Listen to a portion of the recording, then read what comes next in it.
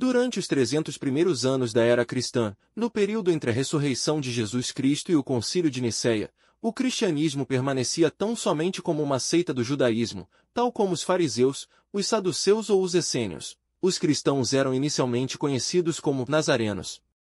Cristãos e judeus tinham muito em comum. Os autores do Novo Testamento eram judeus, bem como os apóstolos e os primeiros discípulos.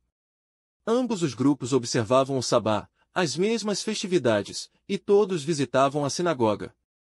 Até 135 d.C., todos os líderes da igreja eram judeus. Até o Concílio de Nicéia, em 325 d.C., os cristãos e os judeus celebravam o Pessac, ou Páscoa, no mesmo dia.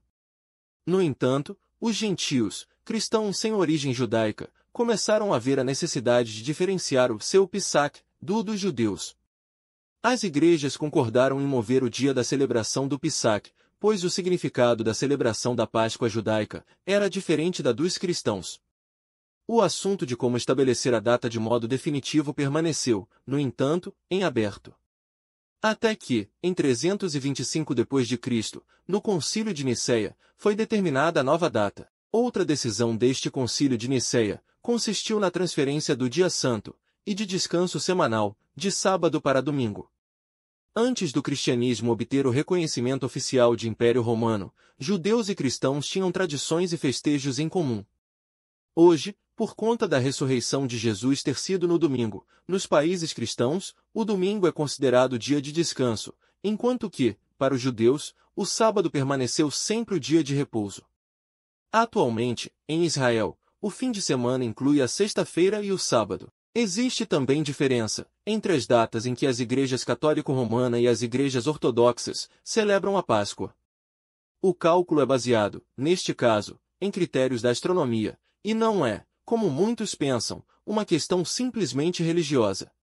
Desde os primeiros anos do cristianismo, este assunto foi motivo de divergências, de pesquisa e estudos. No ano 325 d.C., o Concílio de Nicéia, convocado pelo imperador Constantino, resolveu, por unanimidade, que a Páscoa fosse comemorada por todos os cristãos no mesmo dia. As resoluções deste concílio determinaram que a data da Páscoa fosse comemorada sempre, no domingo seguinte à lua cheia, do equinócio da primavera, isto é, após o dia 21 de março, e, portanto, sempre depois da Páscoa judaica. O equinócio é a época em que o dia e a noite têm a mesma duração, em todos os países do mundo. O patriarca de Alexandria foi incumbido, pelo referido concílio, a preparar um calendário das Páscoas futuras e divulgá-lo para todas as igrejas cristãs do mundo, sempre após a festa da Epifania.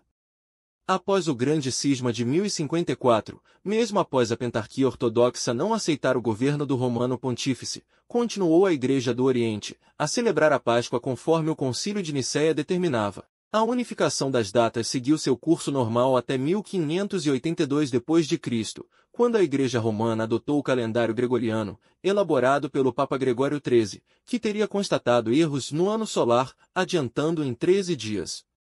A Igreja Ortodoxa não aceitou a nova data, pois estava em desacordo com o que for estabelecido no Concílio de Nicéia.